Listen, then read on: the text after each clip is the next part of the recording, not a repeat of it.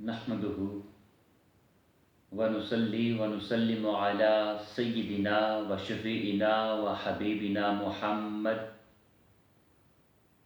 रसूलिहिन नबीजिल अमीनिल मकीनिल हनीनिल करीमिर रऊफ़िर रहीम। अम्मा बाद फ़अऊज़ु बिल्लाहि मिनश शैतानिर रजीम। बिस्मिल्लाहिर रहमानिर रहीम। ववस्सैनल इंसाना बिवालिदैहि हमलतहु उम्मुहु वहनन अला वहनिन व फ़िसालुहु फ़ी आमैनि अन इश्कुर ली व लिवालिदैक इलैयल मसीर।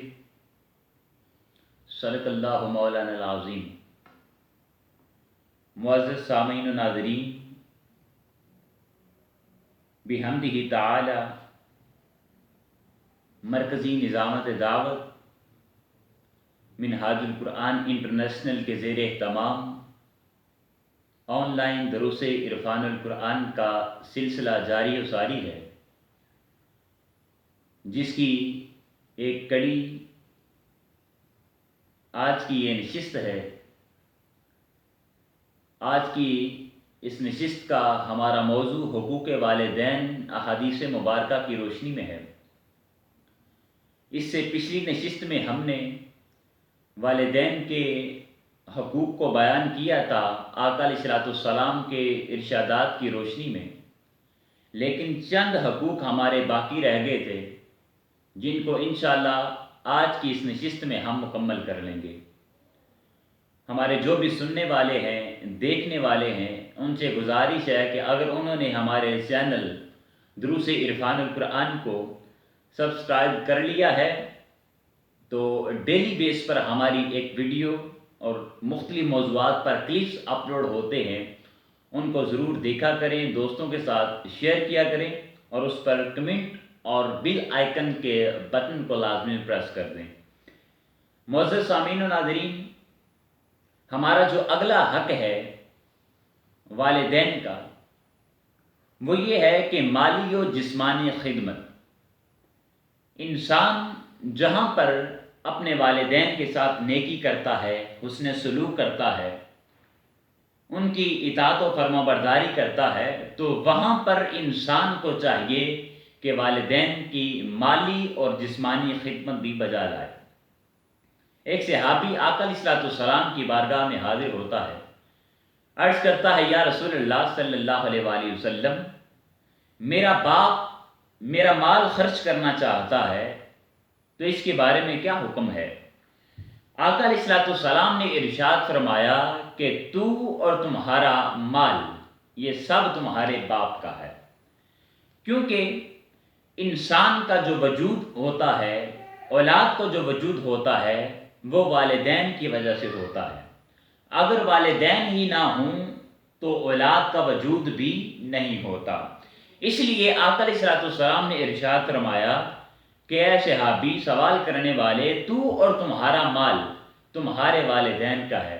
मुअज़्ज़ज़ सामीन व नाज़रीन, हमें भी चाहिए कि अपने माल में से हम जो भी कमाते हैं उसमें अपने वालिदैन का भी हिस्सा लाजमी निकालें। उनकी जहाँ पर हम हुस्न सलूक के ज़रिए, इताअत व फरमाबरदारी के ज़रिए खिदमत बजा लाते हैं, तो हमें चाहिए कि उसके साथ माली और जिस्मानी खिदमत भी बजा लाएं। हज़रत अनस बिन मालिक रज़ी अल्लाह तआला अन्हु से हदीस मुबारका मरवी है और इमाम बुखारी ने और इमाम मुस्लिम ने इसको रिवायत किया है, मुत्तफ़क़ अलैह हदीस मुबारका है। काला रसूलुल्लाह सल्लल्लाहु अलैहि वसल्लम, मन सर्रहु अन युमिद्दा लहु फ़ी उम्रिही व युज़ादु फ़ी रिज़्क़िही फलयबिर्र वालिदैहि। आका अलैहिस्सलाम ने इरशाद फरमाया कि जो शख्स ये चाहता है कि उसकी उम्र में इजाफा कर दिया जाए, उसके रिज़्क़ को बढ़ा दिया जाए, तो वो क्या करे? फलयबिर्र वालिदैहि, अपने वालिदैन के साथ नेकी करे, हुस्न सलूक करे।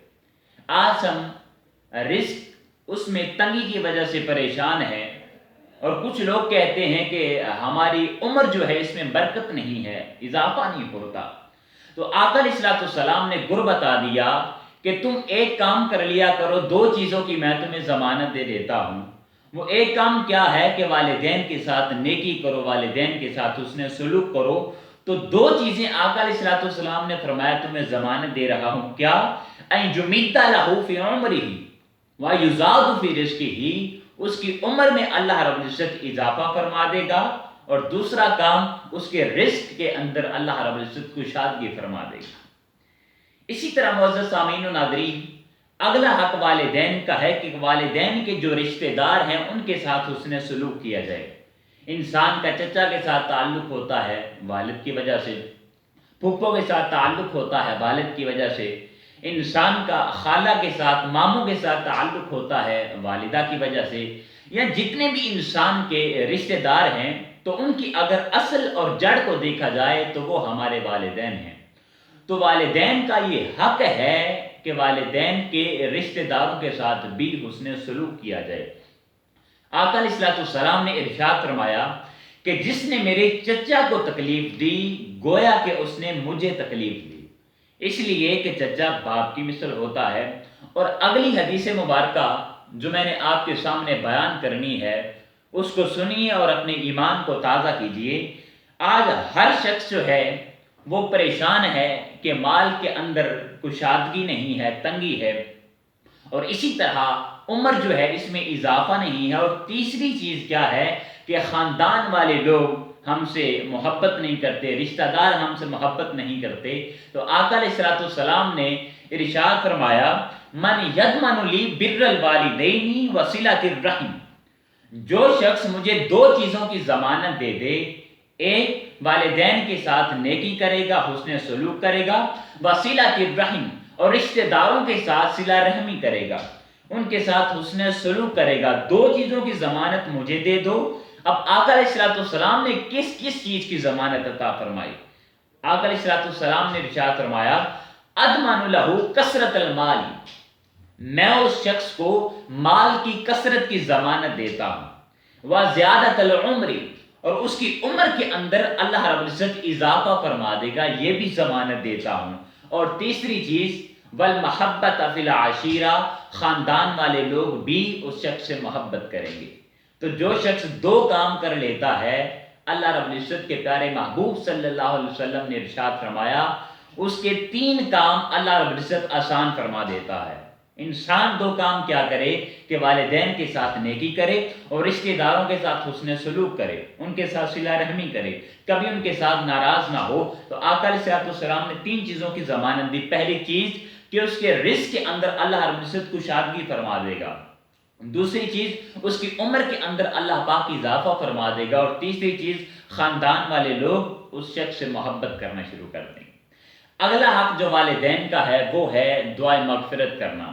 اگر والدین کسی کے اس دنیا سے رخصت ہو گئے ہیں، فوت ہو گئے ہیں، تو ان کا حق ہے کہ اولاد ان کے لیے دعائے مغفرت کرے۔ سننے ابی داؤد کی حدیث مبارکہ ہے، آقا علیہ السلام سے پوچھا گیا یا رسول اللہ صلی اللہ علیہ وسلم کہ والدین جب اس دنیا سے رخصت ہو جاتے ہیں تو اس کے بعد والدین کا کیا حق ہے ہمارے اوپر، اولاد کے اوپر؟ آقا علیہ السلام نے ارشاد فرمایا کہ پہلا حق یہ ہے کہ اولاد اپنے والدین کی نماز جنازہ ادا کرے، دوسرا حق یہ ہے کہ ان کے لیے دعائے مغفرت کرے، ان کی بخشش کی، ان کی مغفرت کی دعا کرے، اور تیسرا حق یہ ہے کہ ان کی وصیتوں کو پورا کرے۔ اگر والدین نے اپنے مال میں وصیت کی ہے کہ یہ میری زمین یا میرا مال، میرا پیسہ یہ غریبوں میں تقسیم کیا جائے، یتیموں میں تقسیم کیا جائے، تو اس کا جو تیسرا تہائی ہے، 3/3، یعنی اگر اس مال کے 3 حصے کیے جائیں تو 2 حصے پھر رشتہ داروں میں تقسیم کر دی جائیں گے، لیکن تیسرا حصہ جو ہے وہ وصیت کو پورا کیا جائے گا، یعنی اس کے جن کے بارے میں وصیت کی ہے والدین نے ان کے بارے میں وصیت کو پورا کیا جائے گا۔ اور اگلا حق جو ہے والدین کا وہ ہے رشتہ داروں کے ساتھ صلہ رحمی کی جائے، جو پیچھے بھی ہم نے بیان کر دی۔ اور آخری حق والدین کا فوت ہونے کے بعد یہ ہے کہ والدین کے رشتہ داروں کے ساتھ حسن سلوک کیا جائے، ان کے ساتھ عزت کی جائے۔ حضرت سفیان بن عیینہ رضی اللہ تعالی عنہ بیان کرتے ہیں من صلی صلاۃ الخمس فقد شکر اللہ تعالی، جس نے 5 وقت کی نماز ادا کی گویا کہ اس نے اللہ رب العزت کا شکر ادا کیا، اور آگے ارشاد فرمایا آقا علیہ السلام نے وَمَنْ دَعَا لِلْوَالِدَيْنِ فِي إِدْبَارِ الصَّلَاةِ فَقَدْ شَكَرَهُمَا، اور جس نے اپنے والدین کے لیے دعا کی نماز کے بعد، نماز اس نے ادا کر لی تو گویا کہ اس نے اللہ رب العزت کا شکر ادا کیا، اور نماز کے بعد جس نے اپنے والدین کے لیے دعا کی تو اس نے اپنے والدین کا شکر ادا کیا۔ اور یہ شکر ادا کرنا اور والدین کے لیے دعائیں مغفرت کرنا، ان کی بخشش کی دعا کرنا نہ فقط آج کا ہمارا وتیرہ ہے، بلکہ یہ والدین کے لیے دعا کرنا، ان کی بخشش کی، ان کی مغفرت کی انبیاء کرام کی سنت ہے۔ حضرت ابراہیم علیہ السلام اپنے والدین کے لیے دعا کرتے تھے، اور اس دعا کو اللہ پاک نے قرآن پاک میں بھی نقل فرمایا ہے، اور ہم ہر نماز میں بھی وہ دعا پڑھتے ہیں۔ وہ دعا کیا ہے؟ ربنا اغفر لی ولوالدی وللمؤمنین یوم یقوم الحساب، اے باری تعالیٰ ہماری بخشش فرما، ہماری مغفرت فرما، اور ہمارے والدین کی بخشش فرما، اور تیسری چیز جو مومنین ہیں قیامت تک آنے والے، اے باری تعالیٰ ان کی مغفرت فرما۔ اسی طرح حضرت نوح علیہ السلام بھی اپنے والدین کے لیے دعا کیا کرتے تھے۔ دعا کیا کرتے تھے؟ رب اغفر لی ولوالدی ولمن دخل بیتی مؤمنا وللمؤمنین والمؤمنات۔ حضرت نوح علیہ السلام بھی اپنے والدین کے لیے دعائیں مغفرت کیا کرتے تھے۔ معزز سامعین و ناظرین، انسان جب اس دنیا سے رخصت ہو جاتا ہے تو اس کے جو اعمال ہوتے ہیں وہ سارے کٹ جاتے ہیں، جو بھی اعمال صالحہ کر رہا ہوتا ہے وہ منقطع ہو جاتے ہیں، لیکن کچھ حق ایسے ہیں، کچھ عمل ایسے ہیں جو مرنے کے بعد بھی اگر کوئی شخص کر گیا تو منقطع نہیں ہوں گے، بلکہ میت کو اس کا ثواب پہنچتا رہے گا۔ صحیح مسلم کی حدیث مبارکہ ہے، آقا علیہ السلام نے ارشاد فرمایا اذا مات الانسان انقطع عنہ عملہ الا من ثلاثۃ، جو شخص اس دنیا سے رخصت ہو جاتا ہے، فوت ہو جاتا ہے، تو اس کے سارے اعمال وہ منقطع ہو جاتے ہیں، لیکن 3 اعمال ایسے ہیں جو منقطع نہیں ہوتے۔ کون کون سے ہیں؟ من صدقۃ جاریۃ، اگر کوئی شخص صدقہ کر گیا، یعنی اگر کسی جگہ پر سائے کا انتظام نہیں تھا تو اس نے وہاں پر سائبان بنا دیا، اگر کسی جگہ پر پانی کا انتظام نہیں تھا اس نے وہاں پر کوئی نلکا لگا دیا، کہیں پر واٹر کولر لگا دیا، ٹھنڈے پانی کا انتظام کر دیا، تو یہ اس کا صدقہ جاریہ ہے۔ جب تک وہ سائبان رہے گا، وہ ٹھنڈا پانی رہے گا، اس وقت تک میت کو بھی فائدہ پہنچتا رہے گا۔ اسی طرح اگر کوئی رستہ خراب تھا، اس نے رستے کی تعمیر کروا دی، اس کو ٹھیک کروا دیا، تو یہ بھی اس میت کے لیے صدقہ جاریہ بن جائے گا۔ دوسری چیز اور علم ینتفع بہ، اگر وہ شخص عالم تھا تو اس نے اپنی کتابیں تحریر کی، تو جب تک لوگ ان کی کتابوں کو پڑھ کر فائدہ حاصل کرتے رہیں گے، ان کتابوں کو پڑھ کے اللہ اور اس کے رسول صلی اللہ علیہ وسلم کے راستے پر چلتے رہیں گے، سیدھے راستے پر آتے رہیں گے، تو اس عالم کو بھی اس کا ثواب ملتا رہے گا۔ یا اسی طرح اگر کوئی شخص عالم ہے تو اچھا مقرر ہے، خطیب ہے، تو جب تک لوگ اس کی تقریروں کو سن کر، اس کے خطابات کو سن کر فائدہ حاصل کرتے رہیں گے، اس میت کو، اس عالم کو بھی اس کا فائدہ پہنچتا رہے گا۔ تیسری چیز کیا ہے؟ او ولد صالح یدعو لہ، تیسری چیز اولاد صالحہ، اگر کوئی شخص باپ اپنے پیچھے اولاد صالحہ چھوڑ جاتا ہے، اچھے اعمال کرنے والی اولاد چھوڑ جاتا ہے جو اس کے لیے دعا کرتی رہتی ہے، تو یہ بھی صدقہ جاریہ ہے، اور یہ بھی عمل منقطع ہونے والا نہیں ہے۔ جب تک اولاد اپنے والدین کے لیے دعا کرتی رہے گی، اس میت کو بھی اس کا ثواب پہنچتا رہے گا۔ آقا علیہ السلام نے اپنے والدین کے بارے میں کیا ارشاد فرمایا؟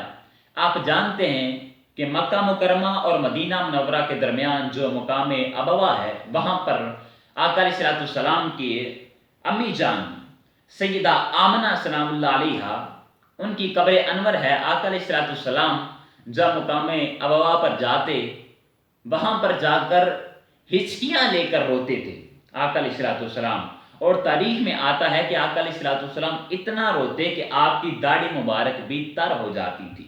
اور اب جو حدیث مبارکہ میں آپ کے سامنے بیان کرنے لگا ہوں، یہ امام ابن جوزی نے البر والصلہ میں بیان کی ہے، اور کچھ الفاظ کی تبدیلی کے ساتھ اسی حدیث مبارکہ کو امام بہقی نے شعب الایمان میں بھی نقل کیا ہے، لیکن جو میں نے آپ کے سامنے حدیث مبارکہ بیان کرنی ہے یہ امام ابن جوزی نے جو البر والصلہ میں بیان کی ہے وہ ہے، قال رسول اللہ صلی اللہ علیہ وسلم لو ادرکت والدی او احدہما، اگر میں اپنے والدین کو پا لیتا یا ان میں سے اپنی کسی ایک کو پا لیتا، وقد افتتحت صلاۃ العشاء، اور میں عشاء کی نماز ادا کر رہا ہوتا، فقرات فاتحۃ الکتاب، اور میں وہاں پر عشاء کی نماز میں فاتحہ کی تلاوت کر رہا ہوتا، فدعتنی امی تقول یا محمد، اور اسی دوران میری والدہ مجھ کو آواز دیتی، مجھ کو بلاتی اور کہتی یا محمد، اے محمد صلی اللہ علیہ وآلہ وسلم، لقلت لبیکی، تو آقا علیہ السلام نے ارشاد فرمایا میں وہاں پر لبیکی، میں حاضر ہوں اے میری امی جان، نماز سے خارج ہو کر والدہ کی خدمت پہ پہنچ جاتا۔ معزز سامعین و ناظرین، دیکھیں والدین کی خدمت کرنا، ان کی اطاعت کرنا، فرما برداری کرنا اتنا بڑا عمل ہے کہ آقا علیہ السلام نے ارشاد فرمایا کہ میں حالت نماز میں ہوتا۔ دیکھیں نماز میں انسان جب ہوتا ہے تو یہ اللہ رب العزت کی عبادت ہے، تو اللہ کی عبادت چھوڑ کر آقا علیہ السلام نے ارشاد فرمایا اگر میری والدہ مجھ کو بلاتی تو میں والدہ کی خدمت میں پہنچ جاتا۔ اسی طرح معزز سامعین و ناظرین، حضرت موسیٰ علیہ السلام، ان کا قصہ سماعت کیجئے۔ یہ قصہ مختلف روایتوں کے ساتھ مختلف لوگوں نے اپنے اپنے الفاظ میں بیان کیا ہے۔ حضرت موسیٰ علیہ السلام نے اللہ رب العزت کی بارگاہ میں دعا کی، یا رب دلنی علی رجل ہوا رفیقی فی الجنہ، اے باری تعالیٰ مجھے اس شخص کے بارے میں بتا دے جو جنت میں میرا ساتھی اور میرا رفیق ہوگا، میرے ساتھ رہنے والا ہوگا۔ اللہ رب العزت کی طرف سے اشارہ دیا گیا، اے موسیٰ جو جنت میں تمہارا رفیق اور ساتھی ہوگا وہ ایک قصاب ہے، ایک قصائی ہے، گوشت کا کام کرنے والا ہے۔ حضرت موسیٰ علیہ السلام نے تعجب کیا کہ قصاب میرا جنت میں ساتھی کیسے ہو سکتا ہے، لیکن اللہ پاک کی طرف سے اشارہ تھا، اس لیے اس قصاب کی تلاش میں نکلے، اس قصاب کو پا لیا۔ اس قصاب نے آپ کو مہمان سمجھ کر کھانے کی دعوت دے دی۔ جب کھانے کی دعوت دی آپ نے قبول کر لی۔ رات کو جب گھر پہنچے تو اس نے کھانا تیار کیا، دسترخوان پر بیٹھ کے کھانا لگ گیا۔ اس قصاب نے ایک ٹوکرا اٹھایا، بہت بڑا ٹوکرا تھا، اور اپنے پاس رکھ لیا۔ یہاں پر روٹی کے 2 لقمے توڑتا، اس ٹوکرے میں ڈالتا، پھر 2 لقمے توڑتا، اس ٹوکرے میں ڈال دیتا۔ حضرت موسیٰ علیہ السلام دیکھتے رہے، اچانک دروازے پر دستک ہوئی۔ وہ قصاب جب دروازہ دیکھنے گیا تو حضرت موسیٰ علیہ السلام نے اس ٹوکرے میں جھانکا کہ کیا چیز ہے، دیکھا کہ اس قصاب اور قصائی کے بوڑھے والدین جو نہ کھا سکتے ہیں، نہ پی سکتے ہیں، اور نہ ہی کوئی اپنا کوئی اور کام کر سکتے ہیں، اس ٹوکرے میں موجود ہیں۔ حضرت موسیٰ علیہ السلام نے جو ہی اس ٹوکرے میں جھانکا تو کیا وہ جو والدین تھے انہوں نے جب حضرت موسیٰ علیہ السلام کے چہرے کو دیکھا تو فوراً کہہ دیا کہ آپ اللہ کے نبی اور رسول حضرت موسیٰ علیہ السلام ہیں، اور یہ کلمہ کہتے ہوئے حضرت موسیٰ علیہ السلام کی نبوت اور رسالت کی گواہی دیتے ہوئے وہ والدین انتقال کر گئے۔ وہ قصاب جب واپس آیا اس نے ٹوکرے میں آ کر دیکھا کہ والدین انتقال کر گئے ہیں۔ اس نے بھی کوئی اور جملہ نہیں کہا بلکہ ڈائریکٹلی حضرت موسیٰ علیہ السلام کو مخاطب کر کے کہا کہ مجھے لگتا ہے کہ آپ اللہ کے نبی اور رسول حضرت موسیٰ علیہ السلام ہیں۔ آپ نے فرمایا کہ تمہیں کیسے معلوم؟ میں نے تو ابھی تک کوئی تمہارے سامنے یہ چیز ظاہر نہیں کی کہ میں حضرت موسیٰ ہوں۔ تو قصاب کہنے لگا کہ میرے والدین اکثر دعا کیا کرتے تھے کہ باری تعالیٰ ہمیں جب موت عطا کرے تو ہم حضرت موسیٰ علیہ السلام کے چہرے کو دیکھ رہے ہوں۔ یہ بات بیان کر کے اگلی بات جو اس قصاب نے، قصائی نے بیان کی وہ کیا تھی؟ وہ قصاب کہتا ہے کہ میں جب کھانے سے فارغ ہو جاتا، والدین کو کھانا کھلا لیتا تو والدین خوش ہو کر میری والدہ ایک دعا کیا کرتی تھی۔ وہ دعا یہ کرتی تھی کہ اے میرے بیٹے، اے قصاب، وہ جو قصائی تھا اس کے لیے دعا کرتی والدہ کہ بیٹے اللہ پاک تمہیں حضرت موسیٰ علیہ السلام کا جنت میں رفیق اور ساتھی بنا دے۔ یہ دعا کیا کرتی تھی، اور میں تعجب کرتا تھا کہ میں قصاب، میں قصائی کہاں اور اللہ کے نبی اور رسول حضرت موسیٰ علیہ السلام کہا۔ تو میں خوش ہو کر سائڈ پر ہو جاتا تھا۔ حضرت موسیٰ علیہ السلام نے فرمایا کہ اے قصاب، اللہ پاک نے تمہاری دعا کو قبول کر لیا ہے، میں ہی حضرت موسیٰ علیہ السلام ہوں اور تم جنت میں میرے ساتھی ہوں گے۔ اسی طرح معزز سامعین و ناظرین، آخری بات کر کے اجازت چاہتا ہوں۔ حضرت اویس کرنی رضی اللہ تعالیٰ عنہ، آپ کو اگر دیکھا جائے تو آپ فقط اپنی والدہ کی خدمت کرنے کی وجہ سے شرف صحابیت سے محروم رہے۔ ایک مرتبہ مدینہ منورہ میں حضرت اویس کرنی رضی اللہ تعالیٰ عنہ وہ آقا علیہ السلام کے دیدار کے لیے، زیارت کے لیے گئے بھی تھے، لیکن اس وقت قسمت کا شومی قسمت کہہ لیجئے کہ اس وقت آقا علیہ السلام سفر پر گئے ہوئے تھے کسی کام کے سلسلہ میں، تو آقا علیہ السلام کی حضرت اویس کرنی رضی اللہ تعالیٰ عنہ زیارت نہ کر سکے، اور چونکہ والدہ کی طرف سے حکم تھا کہ اگر ذات مصطفیٰ صلی اللہ علیہ وسلم وہاں پر آپ کو مل گئے تو ان کی زیارت کر لیجئے، اگر نہ ملے تو فوراً واپس آ جائیے، تو والدہ کی طرف سے چونکہ حکم تھا اس لیے حضرت اویس کرنی رضی اللہ تعالیٰ عنہ وہاں پر انتظار نہ کر سکے۔ اب شرف صحابیت سے حضرت اویس کرنی رضی اللہ تعالیٰ عنہ فقط اس لیے محروم رہے کہ والدہ کی خدمت کرنی تھی۔ معزز سامعین و ناظرین، فقط ایک سوال کر کے آپ کے سامنے اجازت چاہتا ہوں۔ وہ سوال یہ ہے کہ آج ہمارا تعلق والدین کے ساتھ کس طرح کا ہے کہ آج ہم اپنے والدین کی اطاعت کرتے ہیں، فرما برداری کرتے ہیں، حسن سلوک کرتے ہیں، ان کی خدمت کرتے ہیں یا نہیں کرتے؟ اس سوال کو آج ہم نے اپنے گریبانوں میں جھانکنا ہے۔ اللہ رب العزت کی بارگاہ میں دعا کرتے ہیں باری تعالی ہمیں والدین کی خدمت، اطاعت اور فرما برداری کرنے کی توفیق عطا فرمائے۔ وما علینا الا البلاغ المبین۔